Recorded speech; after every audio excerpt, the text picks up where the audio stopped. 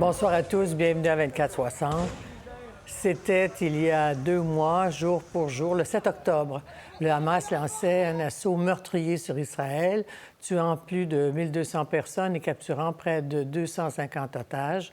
L'embrasement a été immédiat, malgré des appels à la retenue et le droit d'Israël de se défendre. La riposte israélienne a fait jusqu'à maintenant plus de 17 000 morts dans la bande de Gaza. Si l'attention du monde est aujourd'hui tournée vers le Proche-Orient, la guerre en Ukraine, elle, s'installe dans la durée. Et le Canada s'est engagé dans les 2 guerres dans une recherche de résolution de ces conflits, en plus de gérer d'autres défis comme des tensions grandissantes avec l'Inde, la Chine ou encore le spectre d'un 2e mandat de Donald Trump au sud de la frontière. On le voit avec l'inflation, le coût de la vie ou encore avec les manifestations des dernières semaines. Tout ce qui se passe ailleurs dans le monde a un impact sur nos vies au quotidien. J'en ai parlé avec la ministre des Affaires étrangères, Mélanie Joly, qui a accepté de faire le bilan international de l'année 2023. Madame Joly, bonsoir. Bienvenue à 24/60. Merci d'être avec nous pour faire un bilan de cette année 2023. Comment la décririez-vous, cette année-là? Et merci Anne-Marie de me recevoir. Ça me fait plaisir de vous voir. Ça a été une année extrêmement mouvementée parce que la guerre a éclaté, on le sait, non seulement en Europe, en Afrique, mais aussi au Moyen-Orient. Alors, on est dans une crise de sécurité mondiale et on sait aussi qu'il y a des tensions géopolitiques en Asie. Alors, les gens ici, au Québec, au Canada, le ressentent, mais je pense que les habitants de la planète aussi le ressentent. Parce que tout ce qui arrive dans le monde finit par nous frapper ici aussi. Bien, c'est sûr. Si on voit l'inflation, le coût des aliments, le coût de l'énergie, puis on voit aussi qu'au même moment où tout ça se passe, il y a une montée des extrêmes, montée de la droite radicale. On le voit certainement aux États-Unis, on l'a vu en Europe, on l'a vu en Amérique latine, en Argentine notamment avec l'élection d'un nouveau président. Et il ne faut pas être naïf, Anne-Marie, ça se passe chez nous aussi. Alors, les gens ressentent de la colère. Il y a beaucoup d'anxiété. Et nous, au niveau politique, on doit être capable de répondre à ça, tout en expliquant que ce qui se passe dans le monde a un impact concret dans la vie des gens ici. 2 mois aujourd'hui, Mélanie Joly, que ce massacre horrible par le Hamas en Israël et depuis une très grande crise humanitaire. On va réécouter quelques extraits de vos interventions. Le Canada condamne sans équivoque l'attaque terroriste du Hamas contre Israël. Nous annonçons 50 millions de plus en aide humanitaire. Nous ne devons jamais oublier la solution à 2 États. Les otages doivent être libérés. On a une confirmation comme quoi les Canadiens vont pouvoir sortir et les noms ont été donnés. Dès qu'on a le go, on est prêt. Plusieurs autres Canadiens qui sont présentement en Gaza seront en mesure d'être évacués au cours de la prochaine semaine. Il s'agit de notre principale priorité. La seule façon à long terme qu'on pourra voir une cessation des hostilités, c'est si on arrive à un processus qui fait en sorte qu'il y a une solution à 2 États qui est mise sur la table. Et en attendant, Mélanie Joly, on s'inquiète beaucoup de la situation à Gaza. Guterres, le secrétaire général des Nations unies, parlait encore hier soir d'un drame inégalé. On appelait même à appliquer l'article 99 de la Charte des Nations unies parce qu'il crée vraiment une crise mondiale. Est-ce que le Canada en fait assez? Au niveau humanitaire, on en fait beaucoup.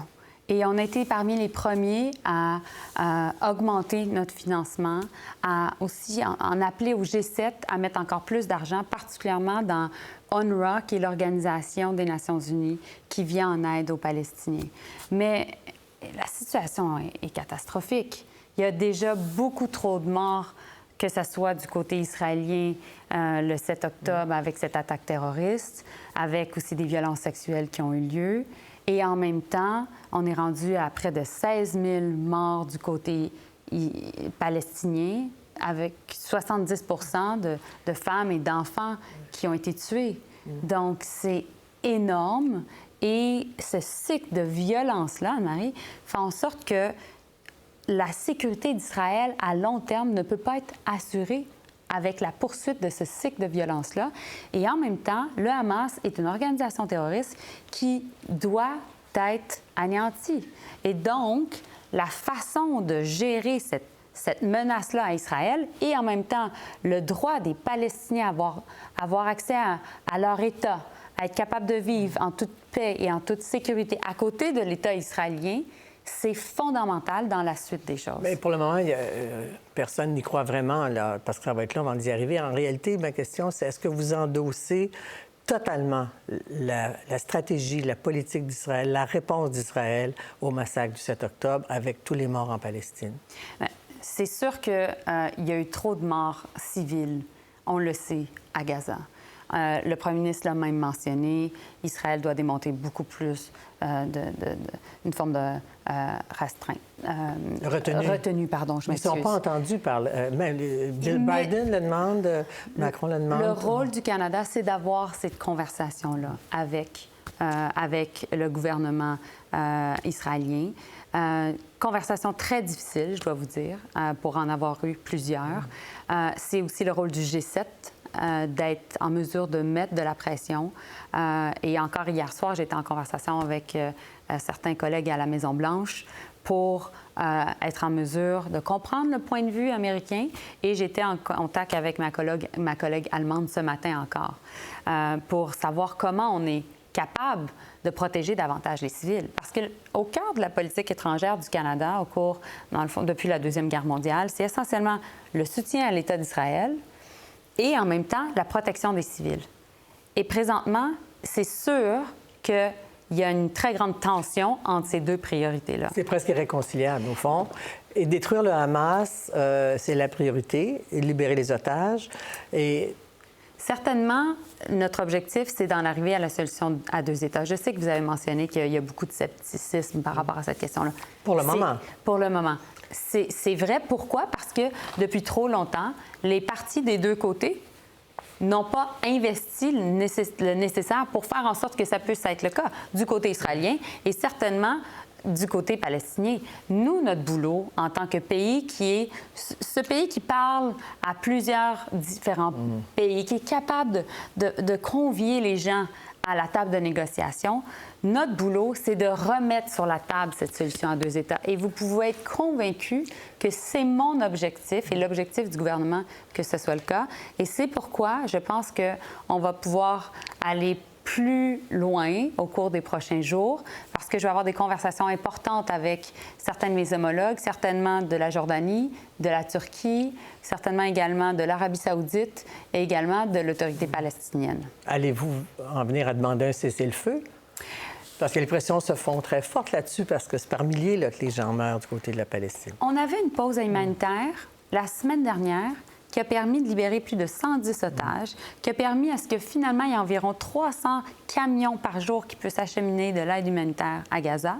Et jeudi dernier, le Hamas a fait une attaque terroriste sur Jérusalem, en pleine pause humanitaire. Les conflits ont recommencé et c'est bien entendu dévastateur. Mais le problème avec le Hamas, c'est qu'il prend en otage la population palestinienne. Il utilise la population palestinienne aussi comme bouclier pour protéger dans le fond, ces soldats.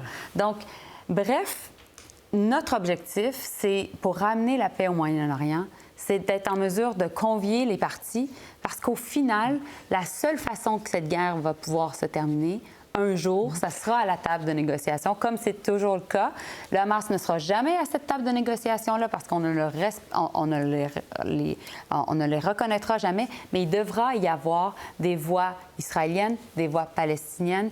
On devra trouver une façon pour avancer, pour justement avoir une paix durable dans la région. En même temps, quand on regarde ce qui se passe en Ukraine, on n'hésite pas à condamner Poutine pour Boutcha, Mariupol et toutes les autres villes parce qu'il s'attaque aux populations civiles, mais on ne fait pas la même chose. On ne condamne pas Israël. On l'appelle à la retenue. Pourquoi cette différence? Bien, je pense qu'en tout temps, tous les États doivent respecter le droit international, certainement le droit international humanitaire. Et nous, on va toujours être là pour s'assurer qu'il y ait, dans le fond, que la responsabilité internationale soit respectée.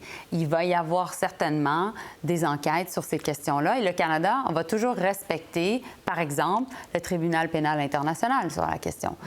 Et quand on regarde ce qui se passe en Ukraine, la situation est complètement différente. Pourquoi? Parce que c'est un État voisin qui a décidé d'envahir.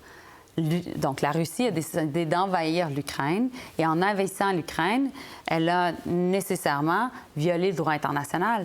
Le Hamas n'est pas un État. Le Hamas est une organisation terroriste. Les Palestiniens ont le droit à leur État. Depuis trop longtemps, ils n'ont pas été capables d'assumer, de développer, comment je pourrais dire, de promouvoir leur propre droit à l'autodétermination pour créer cet État-là, qui va mener à une solution en 2 États. Et c'est pourquoi le Canada s'engage dans cette discussion diplomatique-là, parce qu'on veut s'assurer qu'au final, les Palestiniens puissent exercer leurs droits. Mais en attendant, en proclamant le respect du droit international, ça ne s'accompagne pas d'une dénonciation des bombardements qui font des milliers de morts, là. Comme je vous dis, il faut en tout temps qu'il y ait un respect du droit international humanitaire, du droit international en soi, et on regarde ça de très, très près. Et on a des conversations difficiles, comme je vous ai déjà dit, mais en effet, il y a trop de femmes et d'enfants qui ont perdu la vie, mais je vous dirais aussi qui ont été tués dans ce qui s'est passé. Ça doit vous éprouver beaucoup. Bien, vous savez, moi, c'est pas moi qui... C'est pas moi l'intérêt ici, là. Ça. il y a trop... C'est difficile. C'est une situation diplomatique. Je pense, Anne-Marie, de toutes les crises à travers le monde, une crise au Moyen-Orient, c'est la plus difficile des crises. Elle dure depuis longtemps. Elle dure depuis longtemps, mais depuis le 7 octobre, elle a fait en sorte de créer tellement de tensions qu'en même temps, le Canada, on se retrouve à parler à beaucoup de pays qui sont des pays avec lesquels on n'a pas souvent de conversations diplomatiques.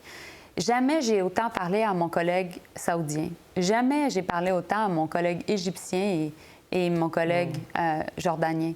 Et je suis allée 2 fois dans la région. Je suis allée en Israël au lendemain des attaques, en Jordanie.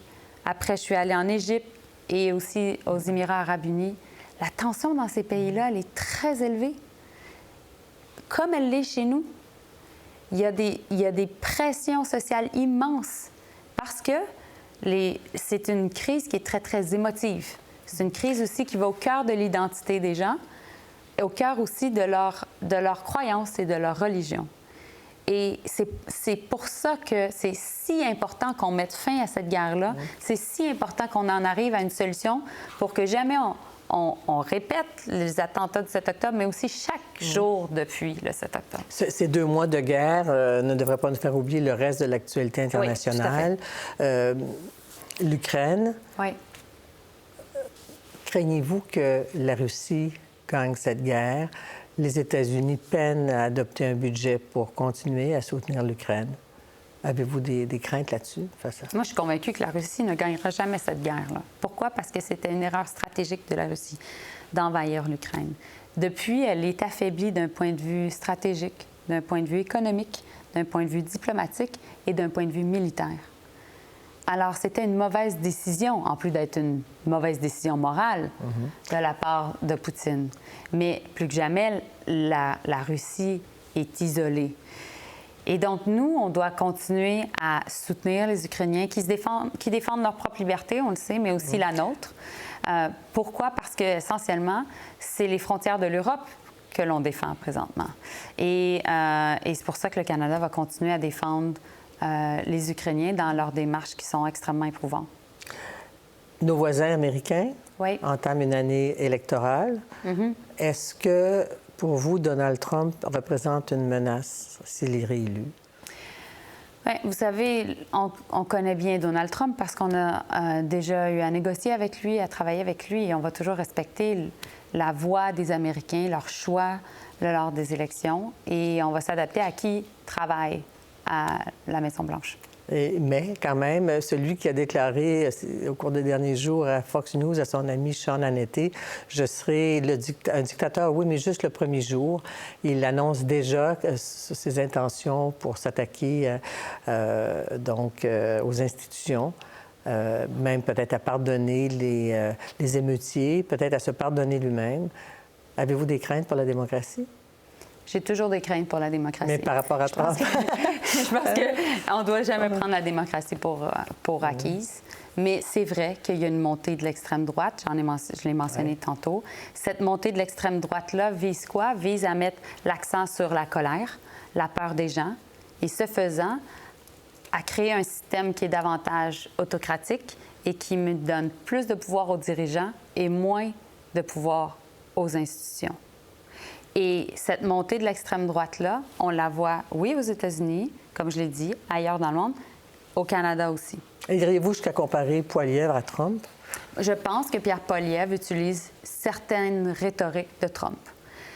Et certainement, à chaque fois qu'il y a des crises politiques, des crises économiques, des crises religieuses, Simone de Beauvoir l'a dit, les femmes sont affectées parce que le droit des femmes est remis en cause. Et c'est certainement le cas lorsqu'on pense à ce que les conservateurs essaient de faire à chaque fois sur le droit à l'avortement. C'est certainement le cas aussi en matière environnementale, en matière aussi de protection des minorités, mais aussi, on l'a vu récemment, leur appui à l'Ukraine. Donc, on a vu Pierre Poilievre qui a décidé de ne pas entériner l'accord de libre-échange entre le Canada et l'Ukraine. Entre vous et moi, Anne-Marie, là, je pensais jamais que le conservateur prendrait une décision aussi ridicule.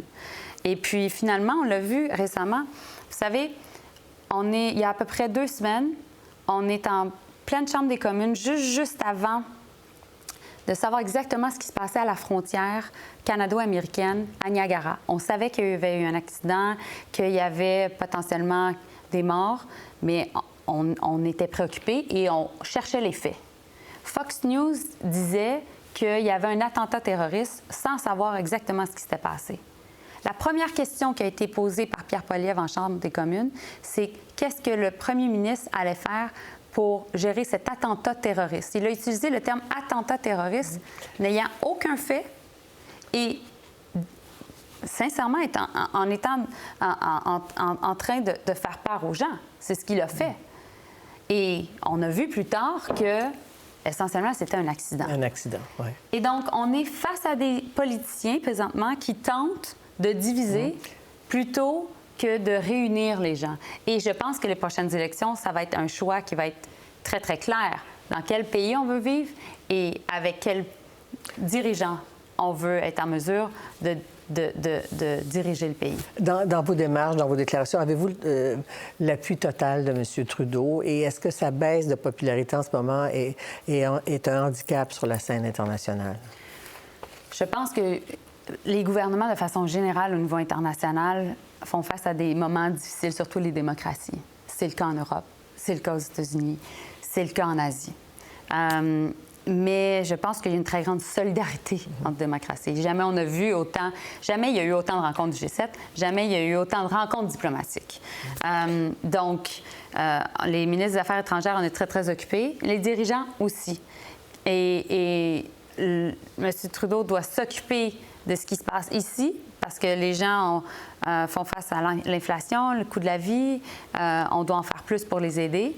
Mais en même temps, on doit être capable aussi de prendre des risques au niveau international.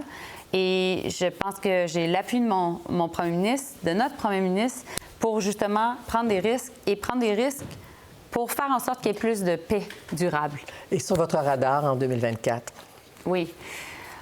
Sur mon radar, mais on va voir en 2024, les élections aux États-Unis vont être clés pour la suite de la guerre en Ukraine. Oui, parce que Trump veut se retirer de l'OTAN.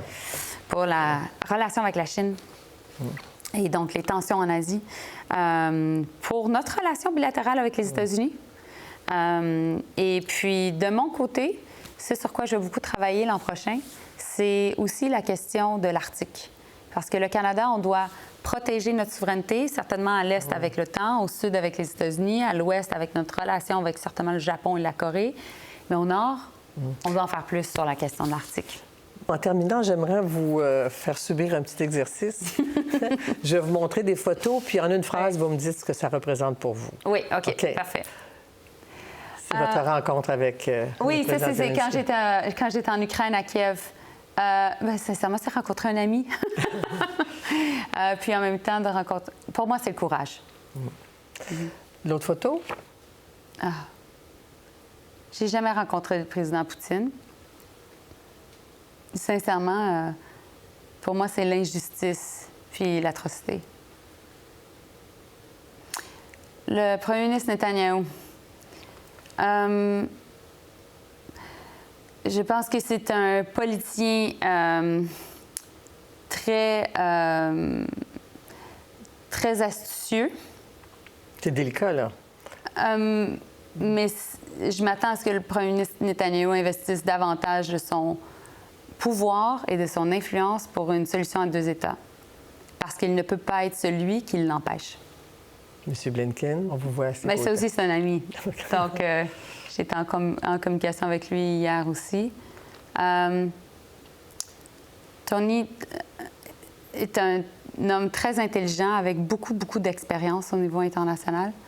Il est très patient. Oui, parce qu'il dirigeait l'International Crisis Group. Avant, on l'interviewait. Oui. Ouais. Oui, mais il a été dans les administrations Clinton, Obama, etc.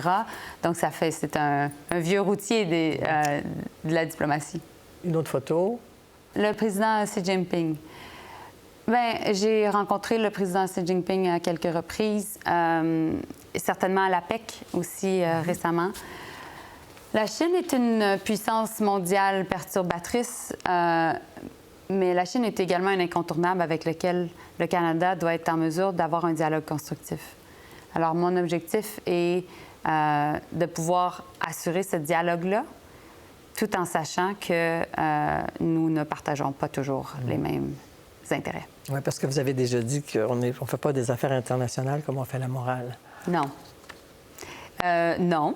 Parce que je pense qu'il faut être pragmatique plus que jamais. Parce que la diplomatie pragmatique, essentiellement, c'est la façon d'assurer une plus grande paix et stabilité dans le monde. Mélanie Joly, ministre des Affaires étrangères, merci beaucoup. Merci, Anne-Marie. Bonne année 2024. Merci, vous aussi. Pour voir nos émissions en entier, rendez-vous sur la chaîne Ici RDI.